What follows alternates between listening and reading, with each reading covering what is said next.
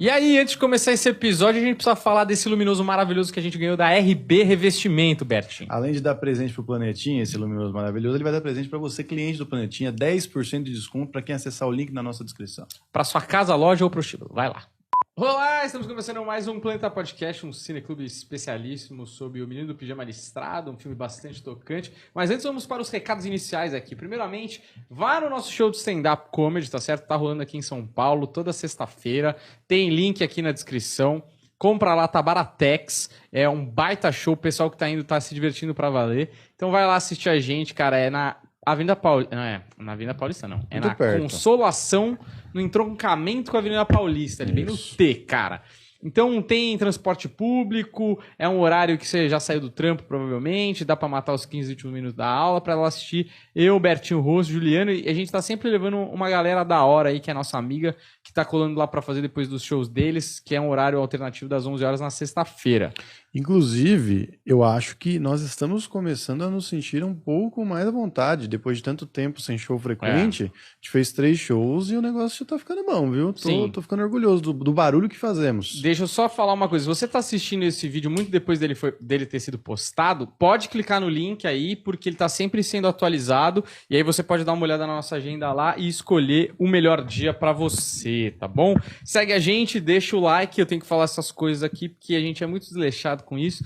E a gente acaba esquecendo de avisar e o pessoal esquece de seguir, que é de graça e ajuda a gente a continuar o trabalho aqui, tá certo, Humberto? E faz sentido mesmo, porque eu não deixo like em nada por aí. Eu nem penso nisso. Então, quando o cara fala, deixa o like pra você me ajudar, que é o que a gente tá fazendo agora, aí eu vou lá dar o like pro cara. Exato, Eu vou ajudar ele. exatamente. Você esquece, às vezes tá no celular, tá no metrô, você não fica seguindo a pessoa, mas realmente ajuda muito aí pra fechar patrocínio, pro pessoal pagar a monetização pra nós em dia, tá certo? E hoje o filme é O Pijama do Menino Listrado. Isso, exatamente esse o filme. Inclusive, se você procura na internet, tem o garoto do pijama listrado, o garoto da jaqueta bege, tem por aí. Tem vários de moda, excelentes, né? O Juliano, que é o menino do gorro quadriculado, Sim. né, Juliano? Como é que você tá, Juliano? Tá vivo aí, meu querido? O Juliano, ele tá assim porque ele vive em condições pesadíssimas aqui no planeta.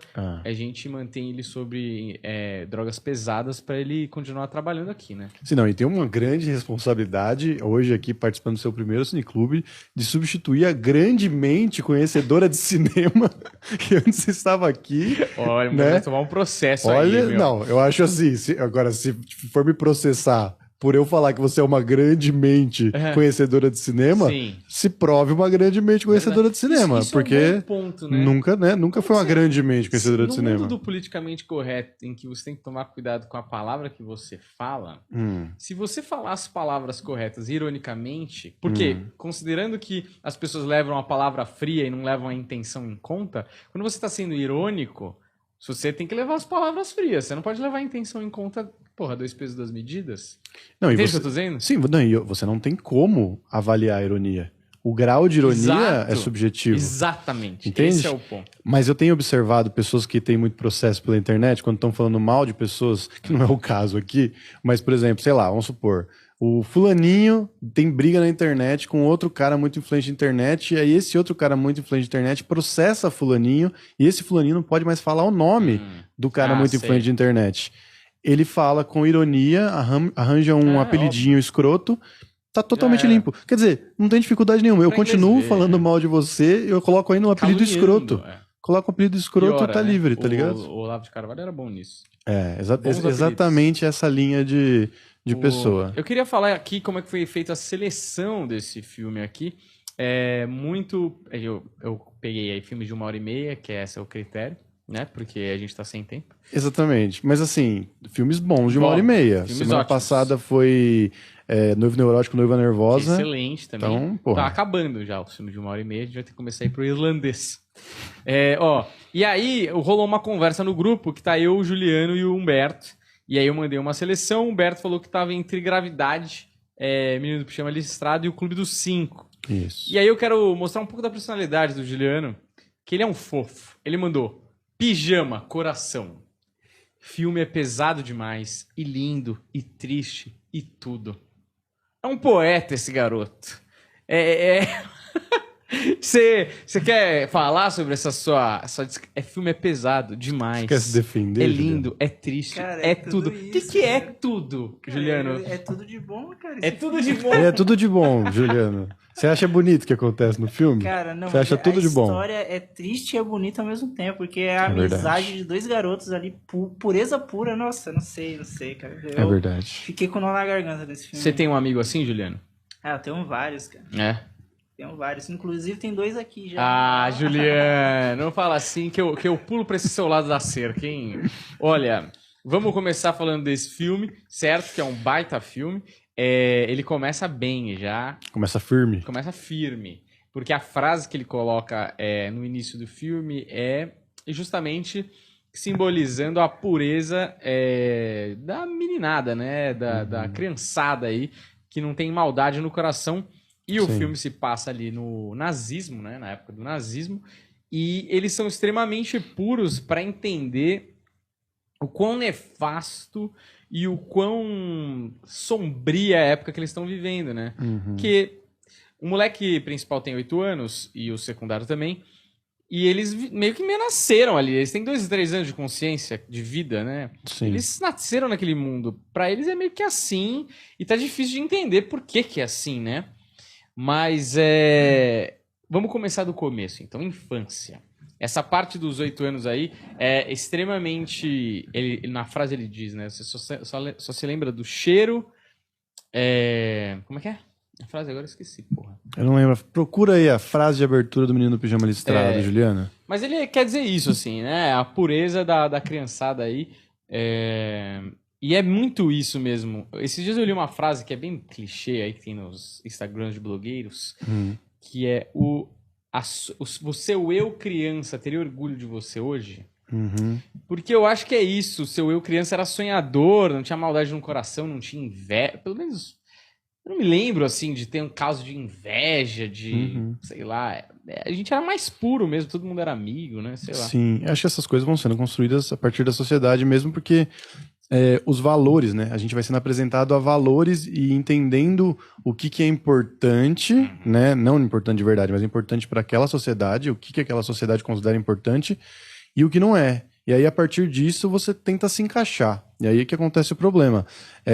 E é engraçado, né? Como realmente a criança consegue ser avessa e fazer as perguntas certas que os adultos não estavam fazendo. Quando ele tem uma oportunidade de ter um professor extremamente tendencioso, aquele professor, olha, se eu tivesse naquele governo, eu ia falar para colocar uma escola sem partido para aquele professor, porque ele é extremamente tendencioso, que inclusive era contra o menino ler fantasia e aventura, porque justamente nesse tipo de cultura pop, os valores de moral e ética parece que seguem mais do que na vida real, né? Uma coisa correta, uma coisa inclusive cristã. O menino começa a questionar, né? E eu acho que dos momentos assim que poderia passar batido, mas o roteiro consegue deixar bem ali no subtexto algo importante. Eu até anotei aqui. Ele fala, o menino ele tá falando sobre os judeus e toda aquela propaganda que eles faziam, né? Porque o judeu acabou com o povo alemão, levou o povo alemão à miséria. Cadê? Cara, eu não sei onde eu anotei, mas é basicamente isso. Ele tá falando assim, aqui, os judeus acabaram com o povo alemão, levaram milhares de alemães à miséria, e aí ele pergunta, mas como um homem só pode causar tudo isso? E aí o professor responde para ele, mas não é um homem só, é toda uma raça. Que isso serve, inclusive, para o outro lado, né? Não é só Hitler que foi o culpado. Hitler é o símbolo, é o demônio máximo da situação. Mas todo aquele povo foi racista, preconceituoso, omisso e conivente. E todo aquele povo daquele momento histórico ali, muitos não podiam fazer muita coisa, mas todo aquele povo foi conivente e contribuiu, de certa forma, pro pior momento da história, tá ligado? E essa cena é boa, porque é muito louco como a mente infantil, quando eu vi essa cena, eu pensei muito nisso, como a mente infantil, ela tem um mecanismo de defesa que mesmo quando se joga na cara da criança alguma coisa, ela ainda tem um lado da imaginação, da fantasia, que ele consegue construir. Por exemplo, ele fala isso, aí ele fala, é toda uma raça. Aí ele pergunta, então quer dizer que não tem nenhum judeu bom? Uhum. Aí o cara fala, se você encontrar um judeu bom, o professor fala, né? Se você encontrar um judeu bom, você é o melhor explorador do mundo. E ele sonhava em ser explorador. Sim. Então, na cabeça dele, não foi que, tipo, então, se ele tá falando desse jeito, ele leva ao pé da letra. Ele fala, então, eu vou encontrar o judeu bom. Na minha cabeça, ele fica pensando no moleque, que é amigo dele, que é judeu, bom. Ele fala, porra, esse pau é o melhor explorador do mundo, sabe? E aí eu fiquei pensando, tipo, quando eu ouvi as músicas do Mamonas Assassinas, que tem uma carga sexual e tal, e sacanagem e tal, que eu não pegava. E eu já falei isso, quando eu ouvia sabão cracrar, não deixa os cabelos do saco enrolar, eu, na minha própria cabeça, mano, ele tava falando em português, claro, ali, na minha cabeça não fazia sentido, então pra mim era sabão cracrar, não deixa os cabelos do sapo enrolar. Então eu, da minha cabeça pura, transformava aquilo que era profano, vamos dizer assim, numa parada muito lúdica, assim, né? O sapo, o cabelo do sapo. Tipo, eu achava que era uma coisa pra criança, tá ligado? Até a música é meio infantilóide, assim, né? Mas isso é muito legal, assim, que o filme faz, assim. Ele resistindo a acreditar que os modelos adultos dele estão gritando na orelha dele e ele ainda continua resistindo, porque não é possível, né? Não é possível. A mãe dele tem um pouco disso, mas é uma coisa mais racional, né? Uma coisa mais analítica. Ele é uma coisa meio... realmente está se debatendo ali, tipo, quando ele vê o pai, ele fala, será que meu pai é mau? E ele, porra, é difícil pra caralho você tentar admitir isso pra você mesmo. Provavelmente ele nunca admitiria, sabe? Sim, eu acho que o filme ele fica nesse meio do caminho, em vários momentos, e com a mãe acontece muito, de que ela sabia... mas ela não, ou ela não sabia, ou ela só fingia que não sabia, sabe? E quando ela vê, por exemplo, esse momento do pai que você citou é interessante, porque ele pergunta, tem uma hora que... Isso leva a conversar com o menino lá, o Shmuel, como chama? Shmuel, né? Shmuel, é o Samuel. Que é Samuel com SCH. Ele conversa e ele pergunta, né, sobre o pai dele, fala, você já algum dia questionou se seu pai era bom ou não? E aí ele fala, não, isso nunca, né? E engraçado, né, porque toda essa propaganda que foi feita pra mim é que vocês são ruins e eu que tô aqui questionando meu pai, então algo tá errado, né? E vem dessa pureza do, cara, é o que eu tô vendo, você não é pro seu filho o que você fala que você é o que ele vê você sendo todos os dias, tá ligado? E a mãe tem esse conflito numa hora que tá ela e o soldado, que, tipo assim, esse cara, ele é um cara mais próximo de mim aqui, né? E aí ela sente o cheiro, e aí... Por isso que eu acho que fica num conflito ali. Ele fala pra ela... então, eles fedem muito mais quando estão morrendo, né? Quando estão queimando, né? E, cara, muito difícil ela não saber, sabe? Talvez ela fingisse que não sabia. Talvez ela um dia deram uma desculpa pra ela e ela acreditou. Mas naquele momento ele deixa dúbio. Uma das coisas que esse filme sofreu pra caralho de crítica foi isso, que, assim como todo filme que fala sobre o nazista e coloca o nazista em cena, tá passando pano pro nazista. Cara, justamente por essas coisas eu acho que não, tá ligado? Eu acho que a pessoa que é conivente também é culpada e tá mostrando ali. Nem todo mundo queria que acontecesse, nem todo mundo tinha como reagir também, mas a pessoa tava junto ali no processo, tá ligado? Então, a mãe, ela... Quanto você quer ver? Você não quer ver. Tipo assim, ela sabia que tinha uma coisa errada. Agora, o que eu acho interessante da mãe é o quanto a sua moral aceita. Porra, tem um campo de concentração de trabalho forçado ali a 6 quilômetros da sua casa. Cara, já é errado, mas aí a sua moral é flexível. Então você fala, mas estamos em tempos de guerra. Isso aqui é só até a guerra terminar. Eles realmente são um povo que prejudicaram a Alemanha. Sei lá. Você vai comprando a sua consciência.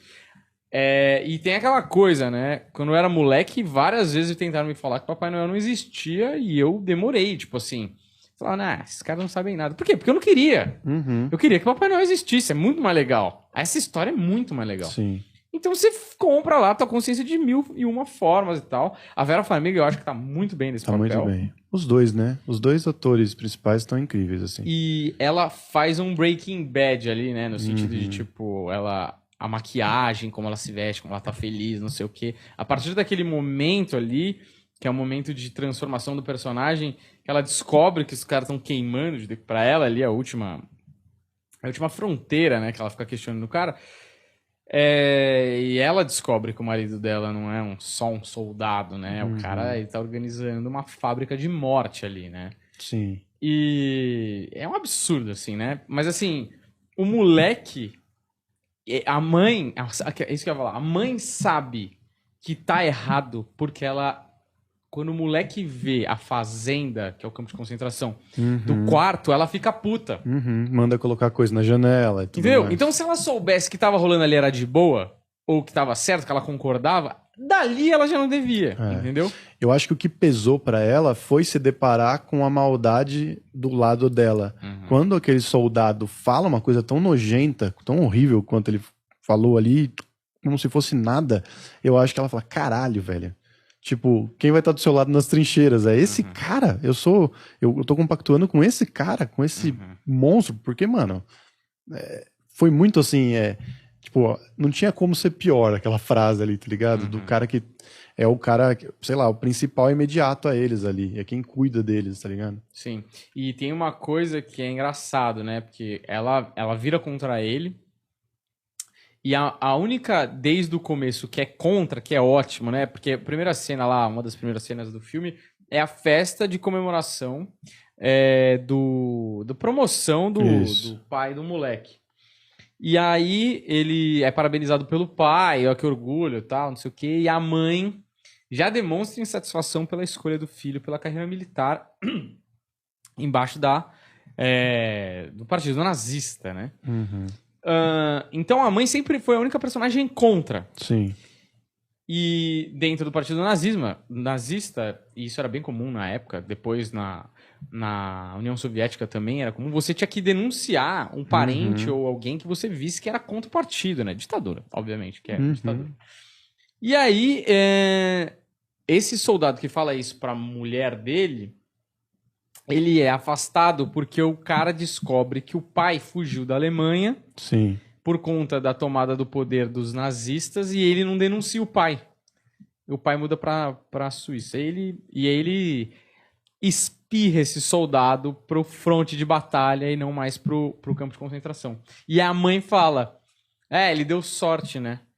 Porque se ele tivesse dado azar, não teria sido o pai, teria sido a mãe contra o sistema. E aí tudo bem, né? Tipo, falando assim, você expulsou o cara pro fronte porque o pai dele fugiu, mas a tua mãe é contra o governo e você nunca falou nada, eu sou hipócrita. E esse é um ponto, né, do negócio que não é passar pano para nazista, né? Mas, por exemplo, a mãe era uma totalmente contra, mas ela não tava à força. Ela vai fazer o quê? Você fala, você morre? Tá ligado? E isso é um bagulho que tinha na época, né? A gente, assim como hoje no Brasil, tem 30% que quer um cara, outros 40% que quer outro e outros 40% que não quer ninguém. E sacou? nuances, né? E nuances disso tudo. Caralho, me perdi, calma. Eu esqueci, eu me perdi aqui. Tá falando da pessoa. Tanto que, bom, o Pedro Burini veio aqui contar a história e a gente, vendo o documentário dele, descobre, né, que Hitler começou a preparar a fuga deles depois da Operação Valkyria, que foi um atentado contra ele. Quer dizer, o que bateu nele foi, mano, se a gente perder a guerra, o povo alemão não tá com a gente. Não é todo mundo que tá com a gente, tá ligado? Um monte de gente dentro da própria SS, né, que não tá tão afim mais. O Goering, né? Inclusive, tô assistindo uma série espetacular sobre o nazismo que tá na Netflix, que eu vou deixar aqui nas recomendações, que é Hitler's Circle of Evil. Acho que não tem em português, mas é Círculo do Mal, se fosse traduzir. E cara, ele conta desde o começo, quando o Hitler entra como espião do governo alemão, ou de um partido alemão lá, sei lá. Acho que é do governo, porque ele lutou na Primeira Guerra, né? Ele era um militar. E ele entra num beer hall, e aí ele vê um partido, que era o partido nazista, com gente discursando e ele concorda com aquelas ideias e ele começa Uhum. a se empolgar e aí tem um cara que é muito pouco falado no nazismo que chama Eckhart, que no final, quando toma o poder, ele já não tá mais. Esse cara é o cara que organiza as ideias, porque ele é um escritor foda. E ele tem toda a ideologia nazista, e ele tá no bar, e ele tá procurando um messias. Uhum. Sem trocadilhos, mas ele tá procurando um messias. E quando ele vê o Hitler, ele fala, é esse o cara. Esse cara mal sabe falar direito, ele não sabe organizar as ideias dele, mas ele tem tanta paixão ao falar que ele mobilizou o bar inteiro. É esse cara. E ele meio que, no martelinho de ouro, o Hitler tinha as ideias, ele tinha as dele, mas ele consegue organizar a cabeça do Hitler em termos de ideia por anos, assim. Uhum. E aí esse Eckhart sai fora em 23 ou 24, quando a primeira tentativa nazista de tentar tomar o poder na porrada, né? No tiro. E ele morre, eu acho, ali, tipo, 4 semanas depois. Mas aí eles, mano, os caras não desistiram, né? Porque os caras realmente foram muito insistentes e eles foram muito competentes em escolher pessoas, né? Sim. Então, Goebbels, o Goering, o Himmler, os puta de uns loucos, né? Os puta louco. Não, e as piores pessoas do universo. Sim, piores pessoas. Se você vê assim... É importante falar que, assim, a gente tá aqui entendendo o processo que levou-os ao poder eleitos pelo povo. Isso é importante dizer, entendeu? Não, e eles entendem isso. O Hitler, cara, é muito louco, assim, porque você vai vendo outras passagens da nossa própria história que acontecem coisas em governos separados, mas você fala, isso aqui aconteceu em algum momento. Uhum. Então, tipo, eles tentam tomar pelo poder, Hitler é preso, uma galera exilada, o Goering é exilado na Áustria e tal. E aí, depois de um tempo, o Hitler entende dentro da prisão, ele recebe convites, tinha muita gente poderosa que gostava já dele. Então, ele recebia regalias na cadeia. Ele entende que ele precisa virar um político e não um militar. Uhum. Então, é muito louco. Depois que ele sai da cadeia, ele vai fazer um book de terno e gravata. Né? Vai botar um terninho pra virar um político. Contrata um marqueteiro, né? E o Rom, porque isso que é muito louco, isso não explica no documentário, eu fiquei até assim. A Alemanha, no Tratado de Versalhes, tinha tomado um monte de punição. Eu acho que é por isso até. Inclusive, eu acho que não podia ter exército mais, a Alemanha. Uhum. Então, a SA, que é a polícia nazista, a primeira polícia nazista, que é aquela de uniforme marrom, ela é tipo uma paramilícia, vamos dizer assim. Ela é feita. Os caras, tipo, com 1000 homens, assim, com cacetete, o caramba, como se fosse uma polícia particular. Como que pode? Gente, hoje você não pode chegar e falar, vou juntar uns caras e vou ter o meu próprio exército. É um absurdo, Mas né? tem, né? A gente sabe que existe então, por aí fora. Mas os caras andavam uniformizados na rua, tipo, batendo na galera, tipo, comunista e tal. Não, é que mudou o uniforme. Hoje em dia, sei lá, eu não vou falar do estereótipo aqui, mas vocês sabem do que eu tô falando. Eles são meio assim. Então. Mas isso tudo que você falou tá no episódio 1 do Como Se Tornar um Tirano. Inclusive ilustrado, que é muito uma animação. É muito bom também. E mostra isso do Hitler chegando no bar e revolucionando o discurso. Mas o negócio do Hitler, né? Que hoje em dia a galera adora falar Hitler era um homem muito inteligente, não sei o... Cara, Hitler era tão burro quanto esses outros aí que a gente viu. A diferença é que a burrice dele era capaz de se conectar com uma parcela burra da população que também era racista e agressiva, entende?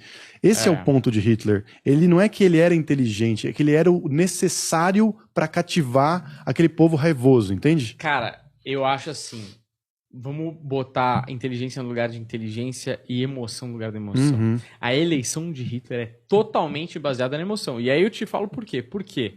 Eles tentam tomar a Alemanha no primeiro golpe, no primeiro putsch, que eles chamam, e eles não conseguem, e a Alemanha tá na merda, porque a Primeira Guerra acaba em 19, e a Alemanha tá na merda, não tem mais lastro de dinheiro. E olha que interessante, só para pontuar, o discurso é parecido com de alguns políticos recentes aqui, perto e longe da gente, que é, vamos fazer o país gigante de novo, vamos, nosso país acima de tudo, hein?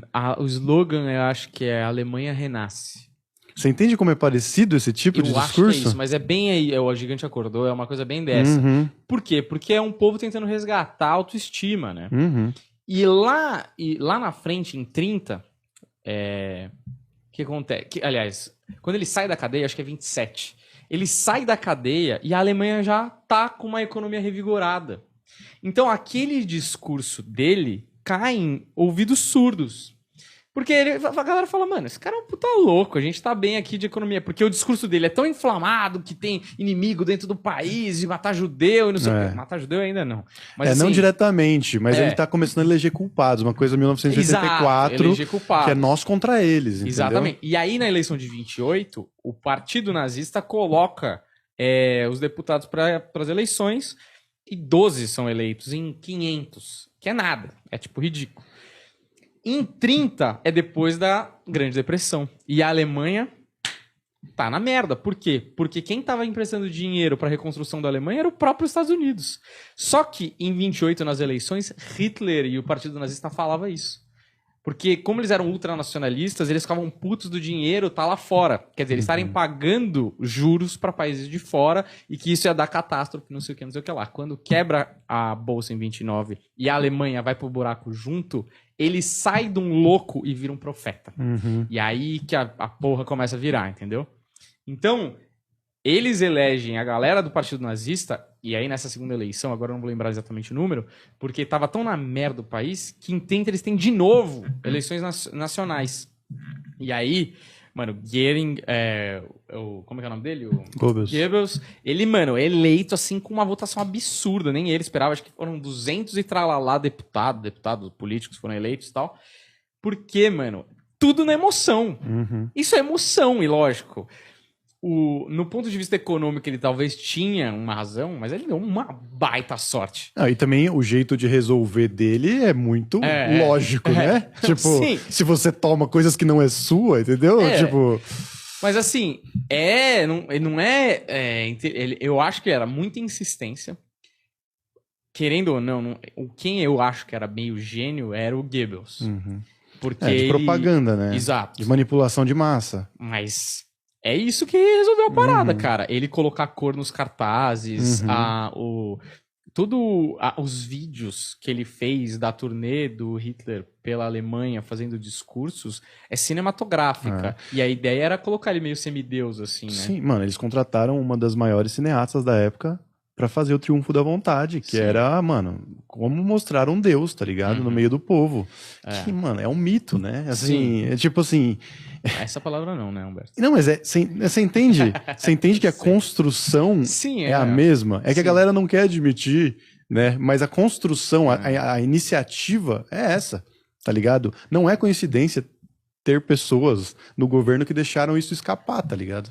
Então, eu acho que aí nesse Circle of Evil você vê que esse círculo do cara eram pessoas muito frustradas que tinham sido jogadas pra baixo muitas vezes e tinham muito a provar.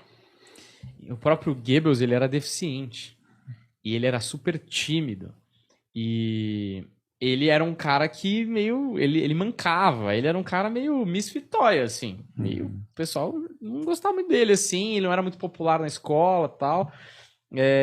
O próprio Goering, que o Pedro Burini falou aqui, que estava morando no Paraguai, ele foi um herói mais condecorado da Alemanha na Primeira Guerra, conhecia todo mundo, só que depois ele vira um exilado, porque ele participa do primeiro golpe, a primeira tentativa, ele exilado, toma tiro nessa parada, vira viciado em morfina, tava no esgoto, assim, e depois ele volta pra... Ele que planeja a Rota dos Ratos com Hitler, né? Ele que é o mandante aí, o pensador dessa Rota dos Ratos. Mas assim, o que a gente tá falando aqui, no final das contas, é que era uns puta de uns frustrado, com uma mentalidade horrível, que pegou um país sem autoestima. Aquela teoria que os arianos, que os alemães germânicos... A Alemanha, ela se unifica no final do século XVIII, se eu não me engano. Então, pra resgatar a autoestima e falar, não, porque os caras eram uns bosta da Europa, do mundo. O cara perdeu a Primeira Guerra Mundial, não tinha dinheiro, blá. Somos arianos do país Atlantes lá, que então somos bonitos, louros, inteligentes, não sei o que. Inclusive a SS escolhia por foto, né? Os caras e tal. É pra resgatar a autoestima de um país. E esse renasce a Alemanha, não sei o quê. E você é muito interessante como o uniforme, somos melhores do que o resto. Tudo isso é um resgate errado, venenoso, de uma autoestima que estava morta. Então, por isso que eu acho que o povo alemão atracou naquilo de um jeito, sabe? Não, a gente realmente é melhor. A gente se fudeu, mas agora a gente é melhor. Sabe essas coisas? É aquela teoria básica do o animal acuado ataca, tá ligado?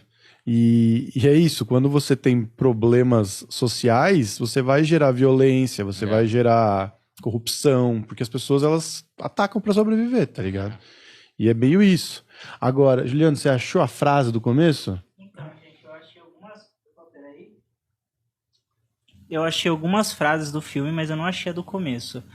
Tem um site aqui com 10 frases do filme, assim, bem bonitas, mas nenhuma do começo. Frase de abertura, põe aí, vê se você acha. Não é possível que você não achou. Tá, subestimando. Eu acho que só se eu achar o filme, aí eu... Mas então eu vou pontuar aqui o negócio da inocência da criança, que é uma coisa que eu tenho filho e é muito fato isso.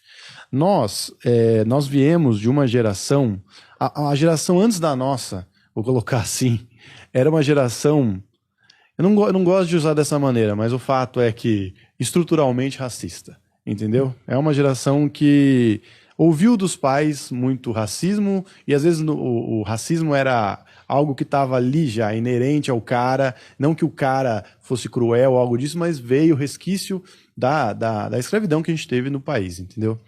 E eu lembro que por essas referências virem, o racismo era uma coisa que eu via no círculo de pessoas com quem eu convivia, tá ligado? Isso era muito fácil, eu imagino que para vocês também, isso acontecia muito mais.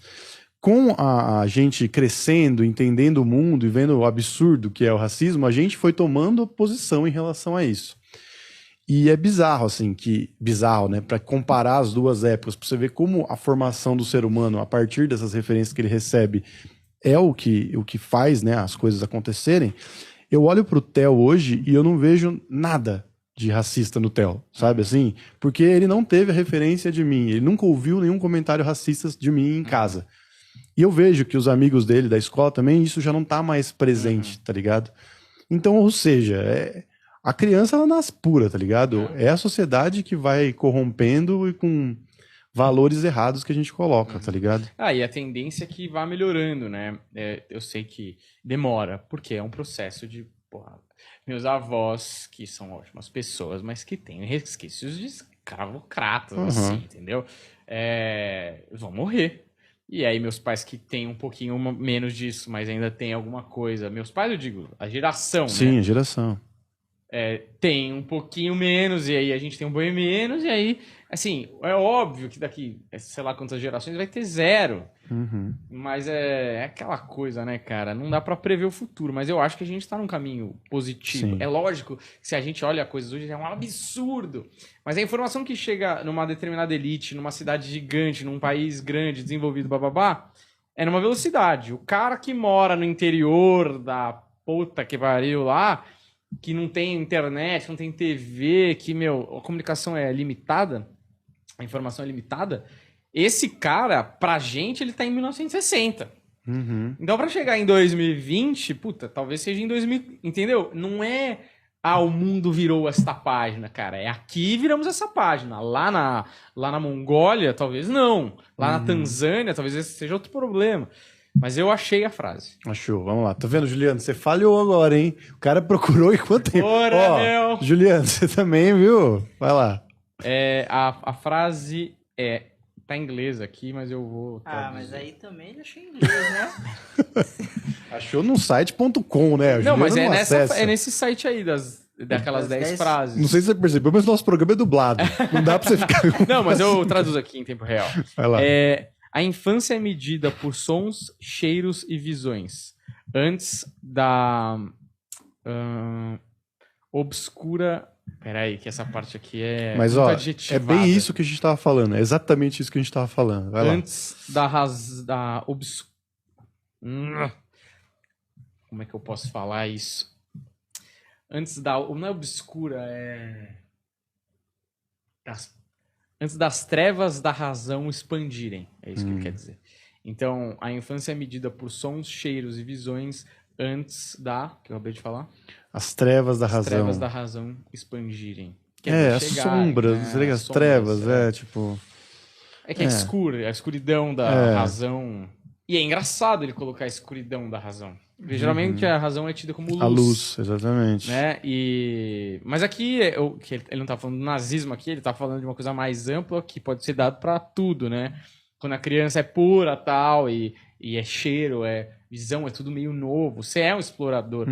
E aí vem um monte de ideia pré-concebida que você... Eu fiquei pensando nisso, por exemplo, se eu tivesse nascido na Alemanha nazista, não vou cometer esse erro, qualquer um que tivesse nascido na Alemanha nazista, é muito difícil quando você só conhece esse meio e todo mundo tá falando disso, que aquilo é ruim, que aquela pessoa... Cara, é muito difícil. É lógico que ali num filme e aquilo tá pra ilustrar. Mas geralmente acontece o que acontece com a irmã mais velha dele. Sim. Que quer a aprovação dos pais, que quer a aprovação do professor, que quer a aprovação dos mais velhos, que quer ser inserido no grupo. Então é mais fácil abraçar a ideologia nascendo dentro dela. Porque eu fico puto é que o cara que tinha discernimento, e apesar de ter... Ele já tinha um pouco mais de discernimento pra tomar decisões, né? Agora, nascer deve ser um negócio mais difícil mesmo. A gente vê muito isso no Jojo Rabbit, né? No Jojo Rabbit, ele pega e mostra como era povão do povão mesmo, que, mano, não sabia porque tava ali, mas tinha que estar, porque, tipo assim, sentia que precisava estar, tá ligado? Aí eu vou falar pra você que eu sou meio descrente, assim, eu acho a natureza humana, até por isso que essa porra não pode existir, tem que ser controlada, porque a natureza humana não dá pra confiar, entendeu? É aquela coisa, parece que se o cara vê um outro chutando, ele vai lá chutar também. Ele sente uma vontadezinha de chutar, de destruir, tá ligado? Não, talvez não no primeiro momento, mas no segundo, amigo. Se ele soubesse que não tem ninguém olhando. Entende? Exato, Então é perigoso. É perigoso. E ainda mais nessa época, assim como você falou, que não tinha a informação, que as pessoas, o que elas recebiam era o que decidiam que elas iam receber, né? E a gente vê lá um filme mostrando que os judeus estavam tudo bem no campo de concentração. O vídeo do pai dele passando para os oficiais nazistas como se o campo de concentração fosse uma colônia de férias. Né? E isso assim, isso ali já me parece uma medida para... Puta, vamos tentar fazer isso para abafar o que estão falando, porque estão falando do que a gente está fazendo, da verdade que a gente está fazendo. Mas antes disso... E tem isso no Jojo Rabbit também, a propaganda era em cima dos judeus serem vampiros. E tinha, né? Então, exatamente. Tipo, por mais bizarro que possa parecer, mamadeira de piroca. Entende? Tipo, é o tipo de como construir o tirano, como construir um mito. Goebbels era um puta gênio nesse sentido, né, da propaganda. Ele tinha um jornal que era sobre... violência, sobre as ideologias nazistas, acho que, e era um nome assim bem forte, era tipo alguma coisa do tipo O Ataque. Tem um jornal que chama O Ataque, velho. Entende? Já tá enviesado de cara o jornal. E a propaganda era essa, as charges do judeu com narigão, o judeu um rato, sei lá, essas coisas. E como os caras foram martelando isso e como funciona, né?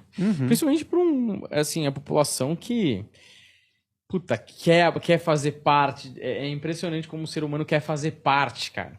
E se fizer parte de um negócio que tem uniforme... Assim, é inegável que o Hugo Boss fazia o uniforme da SS, né? Pô, é um uniforme bonito mesmo, assim. Você fala, mano... Heróico, né? Exatamente. Era o super-herói. Sim. Sabe? Os caras mandavam bem. O Humberto falou sobre coisas atuais, né? O presidente lá dos Estados Unidos, né? Aquele antiguinho lá, que ele tava... A gente sabe quem vai lá. Tá com medo de ser processado? Ele não vai. O perigo é o que a gente fala daqui. Não, então, é porque quando ele se elegeu também foi com esses papos, né? De construir um muro, porque tinha gente invadindo o país dele pra estuprar. Os vilões, né? Eles, né? E aí tem até um comediante que fala sobre isso, tipo, cara, se eu tô invadindo um lugar porque eu tô fugindo de uma guerra ou de um país que tá ferrado, a última coisa que eu vou procurar fazer é estuprar no meio do caminho, tá ligado? Tô procurando sobreviver. Mas ele ganha o povo nesse mito aí, de tipo, o pessoal é mal, eles estão vindo pra cá. E olha que doido. Uma das primeiras cenas do filme são as crianças brincando de aviãozinho, mano. Olha isso, tipo, o que que elas queriam ser? O que que era o Homem de Ferro da época? Era o soldado no caça, tá ligado? E, cara, a criança totalmente, nesse caso, totalmente o que ela via na televisão, o que ela via no cinema, o que ela via em algum tipo de linguagem que traziam pra ela. Esse aqui é o nosso herói, tá ligado? Tem um texto do Levi-Strauss que fala disso, né? Que desde o início da humanidade só existem dois grupos, que é o nós e o eles. Além dos Sapiens, você vê que isso é muito real.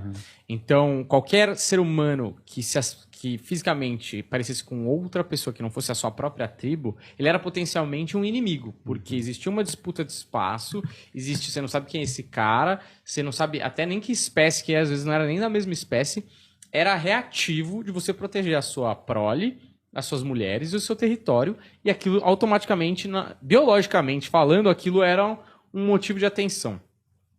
Isso é tão enraizado na biologia humana, temos que nos proteger do outro, e outra, né? Isso é logicamente ultrapassado, né? Vivemos um mundo globalizado, civilizado, não faz o menor sentido mais isso.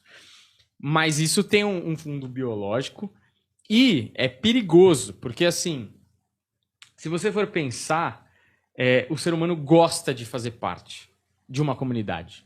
Comunidade do Orkut, é o motoclube, é o futebol, sei lá, você se sente bem quando você faz parte de um grupo e você tem algo em comum com aquelas pessoas. Só que, mano, obviamente, e você vê esses exemplos, por exemplo, após a Segunda Guerra Mundial, eu não lembro de onde eu li isso, mas eu achei muito interessante.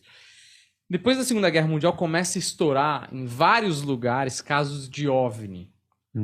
Por quê? Porque depois da Segunda Guerra Mundial, se viu que era totalmente nocivo ficarmos jogando um contra os outros bomba como chama? Bomba atômica. A gente podia se autodestruir nessa brincadeira, que a tecnologia já estava em outro lugar. Começa a aparecer OVNI, porque o nós e eles acaba virando o nós da Terra versus eles de um outro lugar que a gente desconhece. Então também essa aparição de OVNIs foi um jeito da humanidade, que a humanidade encontrou, de se unir independente de povo, independente de país, e ver que todos nós somos um. Sim. E é muito engraçado, psicologicamente falando, como esse raciocínio de massa involuntário, ele é dado, né? Porque se ninguém pensou, isso é uma análise feita a partir dos fatos que aconteceram. Então, eu só acho muito interessante essa parada, assim, e como funciona esse gatilho aí que o Juliano mencionou no outro presidente, em uma outra época, e a gente não aprende, né, cara?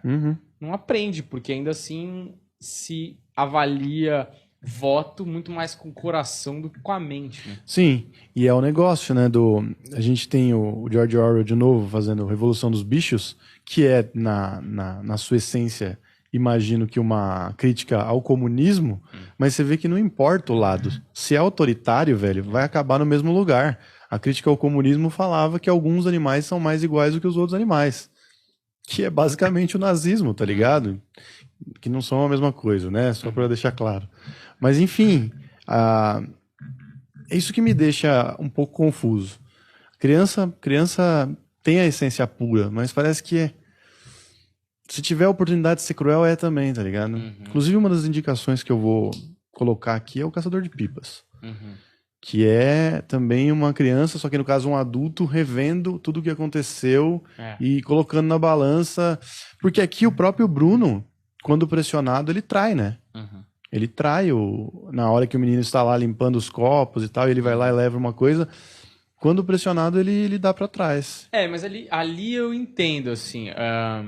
Porque é o seguinte, quando ele trai, ele não tem estabelecido dentro dele questões morais sólidas do tipo, isso é uma traição. Tudo instintivamente, né? Exato, instintivamente pra ele precisa salvar.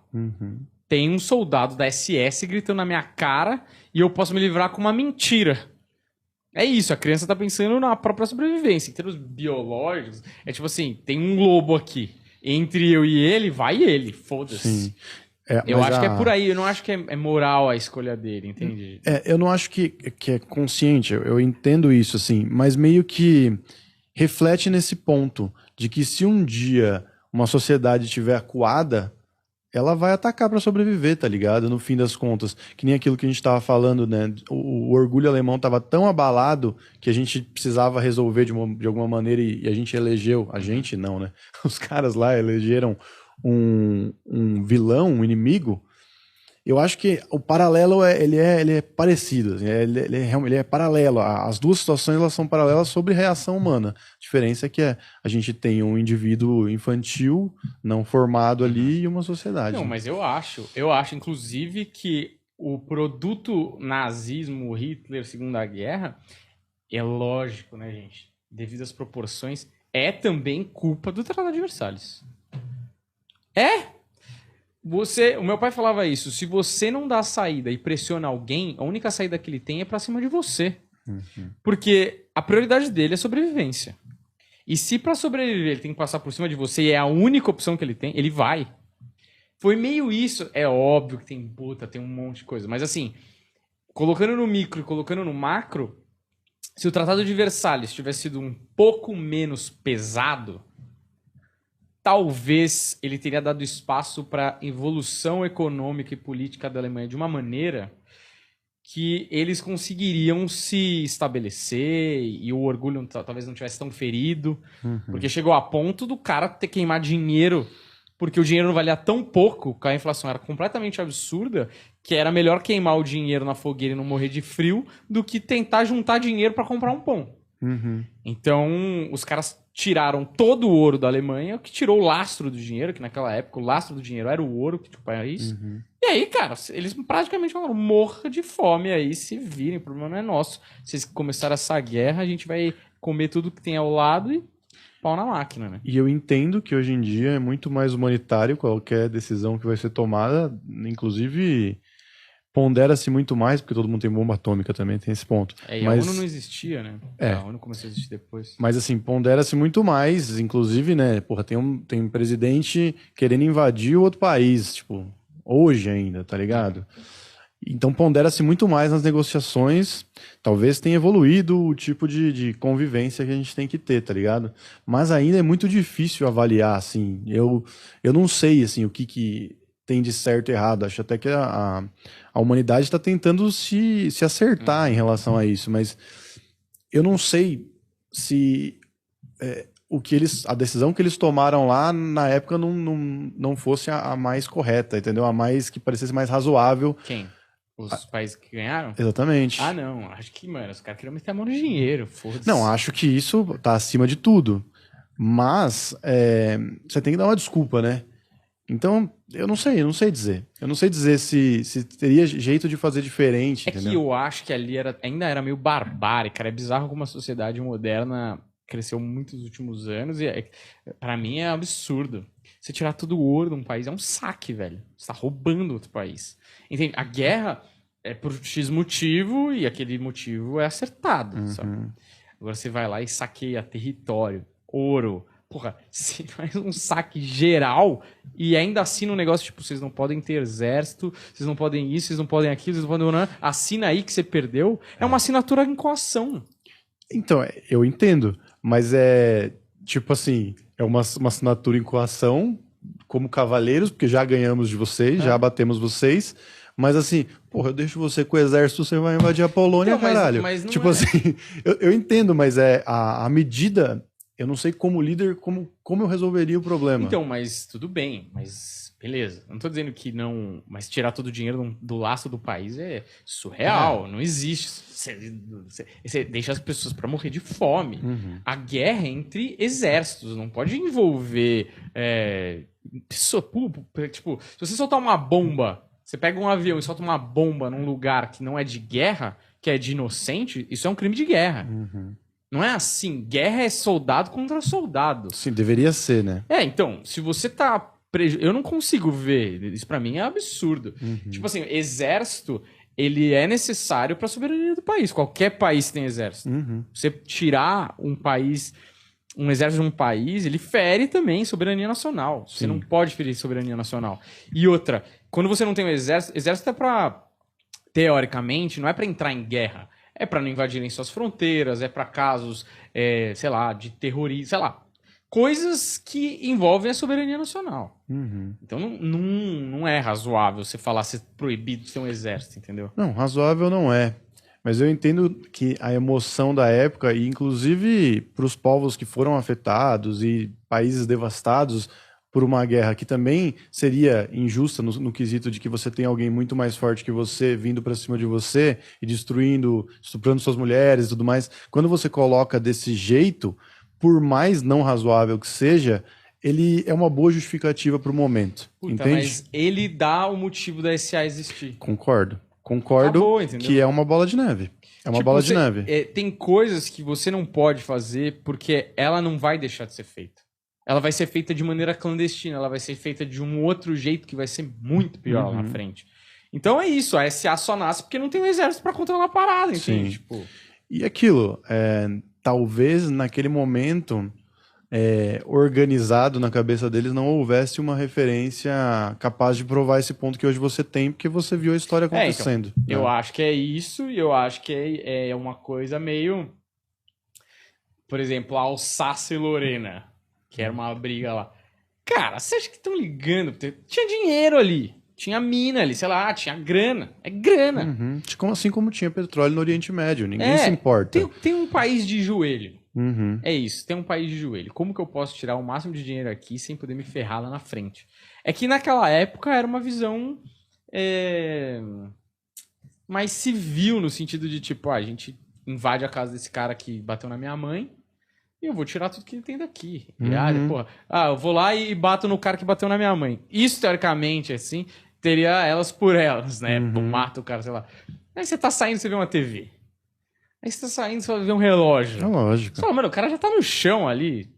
Tá ligado? Que vou levar. Porque também não tem nenhuma organização mundial que regule. Não que a ONU seja sempre a grande polícia do mundo e resolva várias questões. Por exemplo, a ONU era contra a invasão do Iraque. E os Estados Unidos tá nem aí. Porque ele é mais poderoso que a própria ONU. Lógico. Mas ela ainda é um órgão regulamentador mundial que meio que tenta, pelo menos, colocar ordem na parada. E a ONU tem a porra do exército, entendeu? Se a ONU tem um exército, qualquer país tem que ter um exército. Sacou? Sim.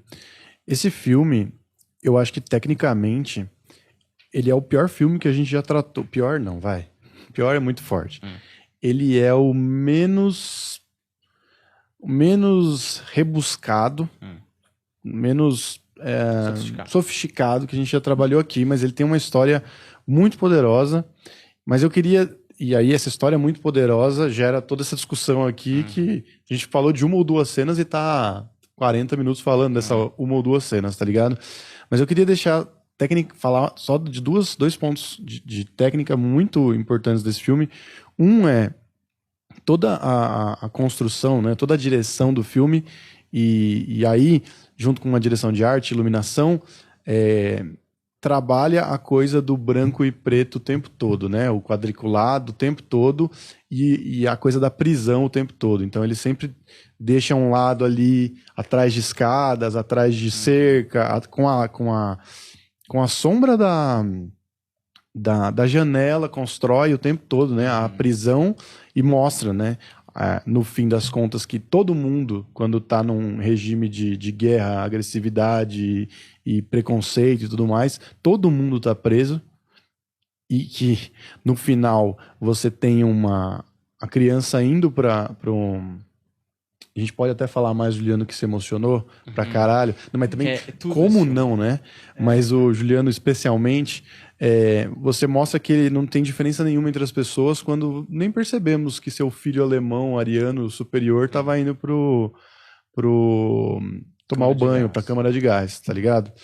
Então, assim, e nesse ponto ele conseguiu deixar bem claro o ponto dele e fazer com que o filme fosse uniforme, sabe? Assim, tipo... Ele consegue colocar essa dor e essa conclusão muito, muito bem feito. E uma coisa que eu queria pontuar sobre a emoção, né? A história, ela é tão poderosa e ela, né, é tão claro o que ele quer passar que ele não precisa pesar, por exemplo, em música, ele não precisa exagerar, ele não precisa ser agressivo pra falar, olha como isso é horrível. Você já tá sentindo que é horrível do início ao fim. Eu assisti vou comparar com o Turma da Mônica Lições aqui, que eu fui assistir com o Theo esses dias. Cara, é um filme muito bom, não é melhor do que o primeiro é mais divertidinho, mais amarradinho, assim, mas, cara, o Turma da Mônica Lições é um estupro emocional do início ao fim. Por quê? Porque ele trabalha na sua nostalgia o tempo todo e ele pega e coloca a amizade deles em conflito e a falta que isso faz um pro outro o tempo todo. E o tempo todo é música potente no fundo, sobe a música e todo mundo chora. Você fala, cara, o Theo, velho, o Theo tem 7 anos, o filme começou e falou, pô, pai, acabou de começar, eu já tô chorando. O filme inteiro, e no final não tem jeito, cara. Eu realmente dei uma choradinha, embarguei no final. E é um ótimo filme, o Turma da Mônica, mas esse filme, tipo assim, lógico, o assunto é muito pesado, né? Não tô comparando. A emoção que você tem na Turma da Mônica é um, e a emoção que você tem nesse é outro, mas esse filme consegue fazer isso de uma maneira muito mais classuda, tá ligado? Ele não precisa apelar pra nada, porque ele confia muito naquela história que ele tá contando, tá? Então, assim, apesar de ser o filme menos sofisticado que a gente apresentou, ele talvez seja o filme mais emocionante que a gente trouxe aqui, porque a história tava muito, muito forte, muito clara no que ele queria passar, tá ligado? Quer falar, Juliano? Quer falar do final, Juliano? Ah, cara, é assim, poucos filmes me deu um nó na garganta, mas esse aí foi um que, tipo, se eu abrisse a boca eu chorava na hora, assim, porque eu não esperava, eu não li o livro, né? Não li o livro, então eu não sabia quando eu coloquei o filme pra assistir eu não sabia de nada, então pra mim tudo ali era uma coisa mais ou menos inédita. E aquele final ali é surpreendente, cara. Eu não esperaria. Eu fiquei o filme inteiro pensando, os dois garotos vão aparecer. Não sei se vocês tiveram essa impressão, sabe? Tipo, eu não sei se eu tô acostumado com o final feliz, mas eu fiquei assim, tipo, não, vão achar. E tipo, acaba o filme, você fica, caramba, bicho. Você fica se sentindo mal, não sei, mas você fica... O filme, é igual eu falei, é bonito, mas é muito triste, cara. E a Vera Farmiga, quando perde, quando meio que saca, é muito bom, né? O jeito que ela chora ali é... Pra mim, a melhor parte é a mãe chorando ali, porque, puta merda. E tudo isso, né? Porque ele vira o filme, quando ele vira o filme e começa essa correria atrás do moleque, caralho, ela tá muito bem, o pai tá muito bem também, porque aquilo pai do ali... Ron Weasley, né? Não é ele, é o Lupin, mano, é o Lupin. Ah, é o Lupin. É o Lupin. É o... Caralho, até anotei o nome dele aqui. Pode ser. É o David Thewlis, não sei. É o Lupin, é o Ares da Mulher Maravilha. É ele. Cara, ele tá muito bem, porque aquele ali é um tapão na cara, né? Tipo, e se fosse seu filho? E se fosse você? Você não parou pra pensar nesse momento? Nunca você parou pra pensar, seu desgraçado? Se fosse você, tá ligado? Então, velho, por mais sofrido, tinha que ser. Tinha que ser isso, tá ligado? Tinha que ser um inocente morrendo por causa desse tipo de coisa, tá ligado? Um puto inocente. Que você se apega ao garoto. Ele não é um moleque cuzão. É um moleque bonzinho. Gente boa. Um moleque firmeza. Entendeu? Joga uma bola. Nunca chutou uma bola na vida. Eu acho maravilhoso quando bota um ator americano pra fazer um europeu, um sul-americano. Ele não chuta a bola uma vez. Ele é americano? Porque tem o elenco que é fortemente britânico, Sei lá, mas ele... Mas é ruim. Não joga bola, não joga bola. Claramente não joga bola. Mas ele é bom, né? Ele é bom. O moleque é muito bom. Ele é muito bom. Os dois, né? Os dois são muito bons. E... Fala. O que usa o pijama listrado, né? Que é o garoto judeu. Cara, a aparência dele de abatido é incrível. Eu não sei se foi um trabalho de maquiagem, mas aquele menino, você olha assim pra ele, ele passa a verdade ali. Não tem como você não acreditar, tá ligado? Que aquilo ali tá acontecendo, sabe? Não tem como acreditar que é um filme. E a cabeça baixa dele o tempo todo, né? Ainda ele não revela em nenhum momento, assim. É claro que ele não tem total compreensão, mas ele tem uma compreensão muito além do que o Bruno tem. O outro menino. O Samuel. E ele não quebra a ilusão do Bruno também, né? Ele ainda se sente na necessidade, claro que coagido também, tem o medo, tem todas as outras questões, mas a pureza dele é tão absurda que ele ainda sente a necessidade de proteger, de ser legal com o Bruno, tá ligado? Mas eu acho que ele também não sabe muito. Tipo assim, quando perguntam da fumaça, ele fala que estão botando fogo na roupa, né? Mas ninguém sabia, nem os adultos, né? Então Naquele ele momento também não sabe tudo, assim, sabe?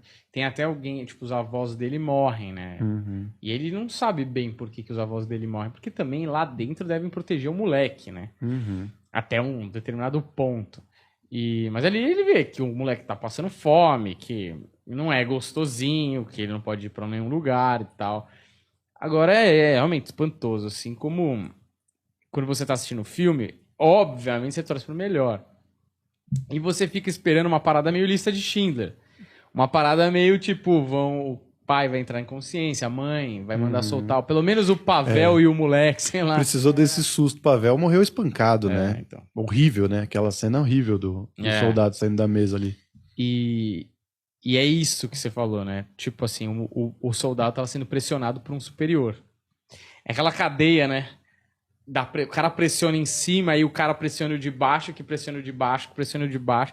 Chega na base, que ali, no caso, era um judeu que tava servindo a casa, e foi a desculpa que ele teve pra sair daquela situação de pressão que tava tomando na mesa de jantar e espancar um cara que, nem foi culpa dele, o cara que mexeu o copo na hora lá e derrubou o vinho, aí ele espanca o cara, tipo, Mas olha como o microcosmo representa o macro.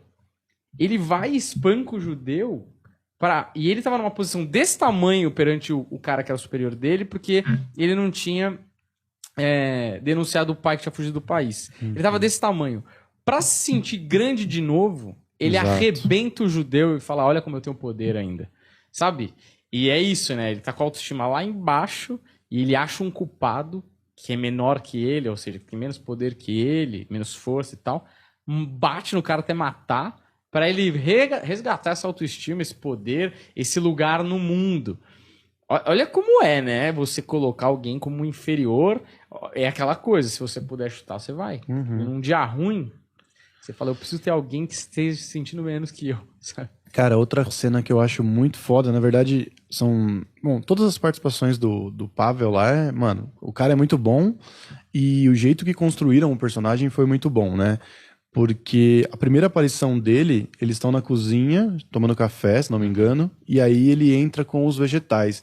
E quando ele entra, mano, o jeito que ele tava ali, fisicamente, mas também tem uma coisa, uma questão emocional ali de estar pequeno, de estar sofrido, apanhou, sabe? A autoestima do cara já tá destruída. A cor, né?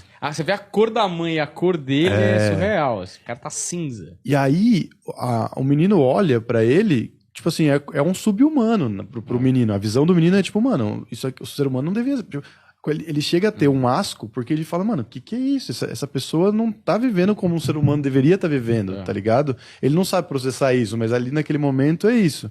E aí depois ele vai convivendo e vendo que o Pavel era, uma pessoa normal, que era médico, inclusive, e foi tirado dele. Mas ali ainda tá o conflito de... Ele não vê... Ele fala, você é médico? Como é possível você ser médico? Por que você tá descascando batata?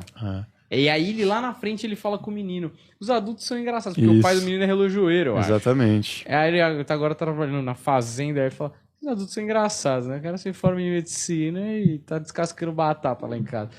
Ele tem parcelas da realidade, ele não conseguiu formar um mosaico completo, né? E aí eu acho que o Pavel é muito importante, tá ligado? Porque o Pavel ele podia simplesmente deixar o moleque caído lá. Mas o Pavel foi cuidar do moleque, tá ligado? Que é médico, tá na natureza dele, né? Pois é. E eu acho que não só da natureza de médico, mas da natureza humana, sabe? Assim, de que caralho, velho. Não faz sentido nenhum tudo isso que tá acontecendo, assim. Precisava de mais gente, de mais pessoas como ele, assim. Pra, tipo, dar outra face, de repente. Isso é um bagulho, né? Todos eles ali são cristãos.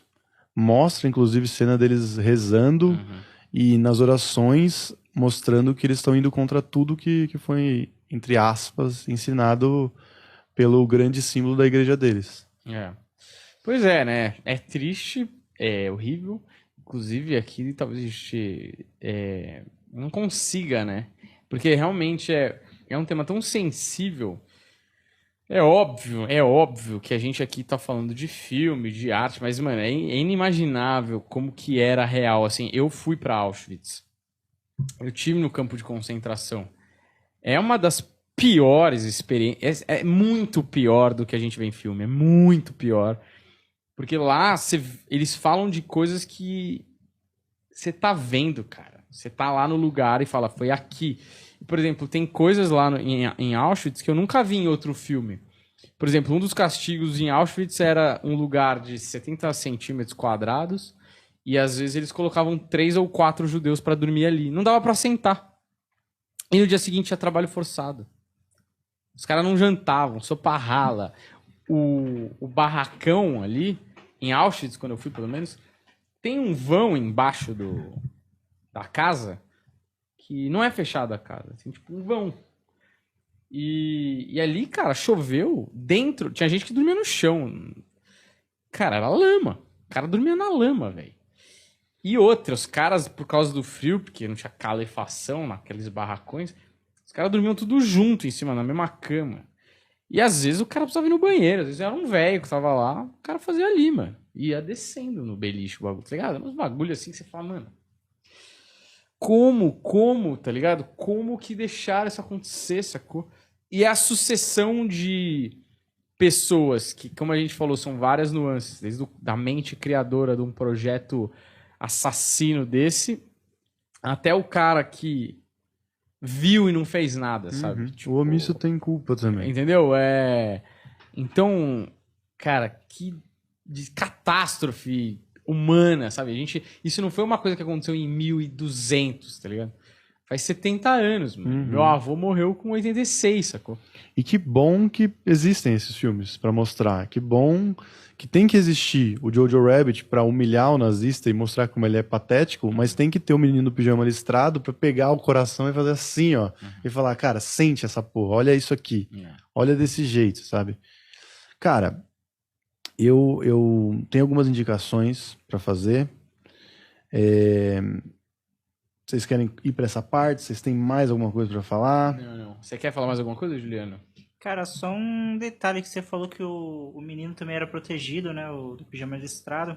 E aí não tem como não lembrar a Vida é Bela, né? Sim, é. Que o pai, tipo, passa um pano muito grande, assim, pro menino não se sentir mal naquele período, cara. Não traumatizar, né?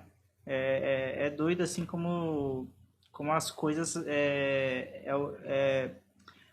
o mesmo acontecimento em diferentes situações, né? Pontos de vista, né? Caralho, o Juliano tá emocionado agora de lembrar, velho. A gente tá. O pessoal entender, só pra não achar que a gente tá. Vocês são insensíveis. Não, porra. A gente tava zoando o Juliano pelo jeito que ele falou no grupo e tal. E porra, você tá totalmente certo. A gente fazia muito tempo que não tinha visto o filme e não parou pra pensar nisso. E agora, revisitando, ele é tudo. Ele é tudo, ele é emocionante. E o Juliano, ele se emociona com facilidade porque ele está no trabalho agora. O Juliano chorando no trabalho. O pai dele ia sentir orgulho dele chorando. Cara, não, tô chorando não, pô. Tá sim, velho. Vocês não estão vendo aqui, mas ele tá chorando. Mas é justo, Juliano. É justo. Não, mas é um puta filme, mano. Puta filme. Um baita filme. Puta história. E é isso, tem que ser lembrado. Essa porra precisa ser lembrada todos os dias, porque é um vacilo que a gente dá, cara, que aparece um novo aí. E devagarinho. Ele parece que não vai ser. Roupagem, né? Mas a história se repete muito, né? Muitas vezes dá pra ver situações de eleição, de tomada de poder, por conta de motivos. Os cenários são sempre muito parecidos. Os personagens mudam. Mas é engraçado como as coisas se repetem e a gente não consegue ler, né? Assim como sociedade. No meio do furacão, né? Só mais uma coisa, última coisa pra pontuar. Esse filme custou 12 milhões de reais só. 12 milhões de reais é muito, mas pra um filme é pouco. De reais ou de dólares? De dólares. Tá. Esse filme é um dos filmes que conseguiu, mostrando pouco, explicar mais, tá ligado? Porque você, dentro de uma casa, basicamente... Né? Você tem ali uns momentos no campo de concentração, tem a outra casa na cidade, mas basicamente dentro de uma casa com pouquíssimos atores você conseguiu explicar como aquele núcleo familiar era o reflexo de uma sociedade toda do que estava acontecendo. Então, puta mérito também. Ó, queria indicar o livro Quase Memória. Então, eu vou explicar por que eu selecionei essas indicações aqui. A gente hoje já falou sobre Segunda Guerra aqui já, e aí a gente falou sobre esses assuntos, a gente acabou se repetindo algumas coisas, mas a gente deu indicações mais voltadas para a Segunda Guerra e tal, e filmes que se passavam naquela época. Então eu tentei selecionar coisas diferentes aqui, do tipo, nesse caso, acho que os caras chegaram pro nosso ao vivo aí, mas a visão da criança sobre coisas horríveis que estão acontecendo e como ela processa isso. Então, eu queria indicar o Quase Memória, é um livro do Carlos Heitor Coni, muito bom, que mostra um cara que recebe um pacote do pai dele que morreu há alguns anos, e ele começa a rever a vida do pai dele quando ele era criança, tudo que ele observava, tá ligado? E as coisas certas e erradas acontecendo, e como isso reverberou no que ele se tornou. O Caçador de Pipas, que eu falei aqui, que inclusive é o relato de um omisso, né, que deixou uma coisa horrível acontecer e como isso reverberou nele também. A Resistência, do Julian Fuchs. Julian Fuchs ele tem família argentina, a família dele fugiu da ditadura e tinha crianças adotadas na família, e como essas crianças reagiam e como o passado do que eles viveram fugindo da ditadura também reverberou na vida adulta dele. O Ano em que Meus Pais Saíram de Férias, que é do Karl Hamburger, que é diretor do Castelo Rá-Tim-Bum, que também mostra uma criança que perdeu os pais durante a ditadura. E O Expresso do Amanhã, do Bong Joon-ho, que é o diretor de Parasita, que, cara, é uma distopia que fala do futuro com elementos do passado muito claros que se repetiram várias vezes. Se a gente tomar cuidado, vão acabar no mesmo lugar. É isso. Eu quero indicar Hitler, a carreira. Susto. Se você para... Mein Kampf. Mano, é foda. Não, se alguém faz um corte, eu quero indicar Hitler, fudeu, entendeu? Tipo, não façam isso. Parem de ser escrotos. Não, eu achei o nome ruim do documentário. Ruim. Porque parece um filme de coach, né? Parece um filme de coach do Hitler, tá ligado? Sim. Mas chama Hitler, a carreira, eu acho. É bom, bem documental. Tem a Segunda Guerra em cores, que é bom pra cacete. Tem esse filme que eu falei do meio do episódio, que é O Círculo do Mal de Hitler. Bom pra caramba. O Monstro Mora ao Lado. O Monstro ao Lado, que chama... Esse é muito bom, cara. E bom, eu não vou falar muito, mas assim, é um cara que é um militar importante, que foge pros Estados Unidos. Você viu esse? Não vi, mas eu tô ligado. E aí os caras, mano, ele tá nos Estados Unidos lá, de boa, com a família, tal, com outro nome, tal. E aí meio que descobrem lá pra um evento que esse cara é muito parecido com um militar filha da putaça. Mandou matar muito jornal. Ele acaba em Israel sendo julgado. E as pessoas têm que ir lá olhar pra cara dele e ver se é o bichão mesmo. Esse é bruto também, esse aí. Então são esses aí que eu vou indicar. E assistam reais. O nosso episódio especial Pedro sobre Burini. a Trilha dos Ratos, né? Da fuga dos nazistas para a América do Sul, inclusive Brasil. E essa história do Mengele é muito parecida com essa também, né? Ele vivia ali, escondidinho ali, como se fosse uma boa pessoa. Né? Então, dizem que o Pedro não tinha... Eu vi que o Pedro, quando ele não tinha total comprovação histórica para argumentar, ele não falava. Mas dizem que o Mengele foi morto em Budas Artes pela Mossad. Tá. É uma história que eu adoraria ver na tela, inclusive. Mesmo que não tenha sido mesmo, por não ter comprovação histórica, seria um bom Bastardos Inglórios brasileiro. Isso. E se? Exato. Né? Bom, é isso, senhoras e senhores. Muito obrigado. Juliana, você quer falar mais alguma coisa? Quer indicar alguma coisa? Indicações, Juliana? Cara, eu acho que eu não tenho nenhum filme assim pra indicar, cara. O único que vem na cabeça, que eu acho que é um de comédia, pra vocês verem o que aconteceu com Hitler. Tá lá no inferno. Little Nick. Maravilhoso. É muito bom esse filme. Quem quiser saber o que aconteceu com Hitler, assiste esse filme aí. No pós-morte, né? Tem a ver com o abacaxi. O abacaxi, eu acho muito bom. Muito bom. O Rodney Dangerfield tá nesse filme aí, fazendo o pai do demônio. Muito obrigado por assistir até aqui. Segue a gente, vai no nosso show de stand-up. Valeu e até a próxima. Tchau!